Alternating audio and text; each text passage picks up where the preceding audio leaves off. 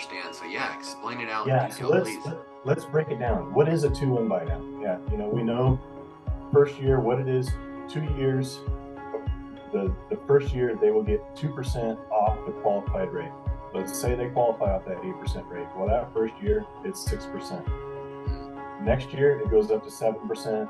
That third year it goes back to the qualified rate at 8%. So what we're doing is we're trying to offer an insurance plan to these people, make it more affordable those first couple of years in the house. And let's hope these rates come down over the next 2 years so that they can refinance out of that and get a better rate.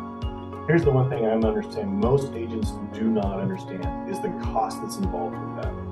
A typical 2-1 buy down on our side, what I'm seeing is about 2.3 to 2.4% of the loan amount. Let's look at that. So let's say they have a $600,000 purchase, they're putting 20% down. So we're looking at a $500,000 loan, 2.3 to 2.4%. We've got to cover that cost. Lenders are $12 to $15,000, something like that. Exactly. So we're looking at that. So how are we going to get that? Our seller is not willing to contribute. So let's just say like, hey, it's not going to happen. Well, there's ways, it all kind of stinks, but we've all got to pitch in sometimes. The buyer cannot pay for this in a 2-1 buy down. No questions asked. So the 2-1 buy down either has to come from the seller, the agents, or us, or a combination of all of it. And I'm seeing a combination works really well if our seller isn't willing to go to that 3%. So let's all kick down. I'm willing to kick in some. You guys are willing to kick in some. Let's get this deal closed and let's create a client for life. Yeah. This is one deal, and we're all thinking, oh my God, it's struggling. I can't afford to live. I need this income. Well, let's think about it. We're just created a client for life because we took care of them.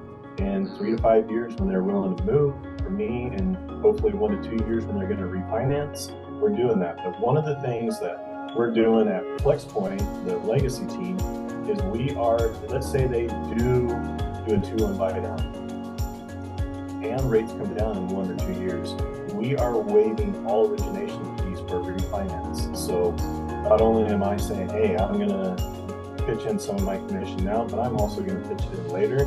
And that $1,200 that it costs to close and processing and underwriting, we're throwing that in as well.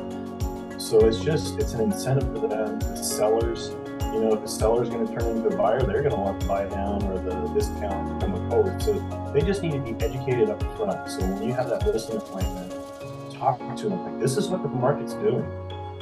This is what's going on. And I'm seeing that my buyers, all of them want some way to get that rate down. Question real quick. So I had somebody recently that was looking to buy a property, and I heard he was getting a 3-point-something% interest rate. And I thought, what? How is he doing that? Well, I found out that the seller was actually paying $50,000 towards a full rate buy down.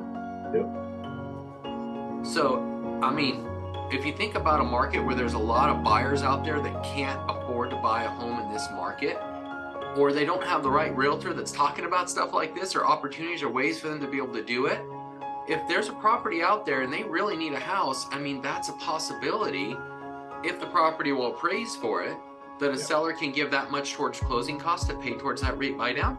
Is that correct? Absolutely. Seller can contribute whatever.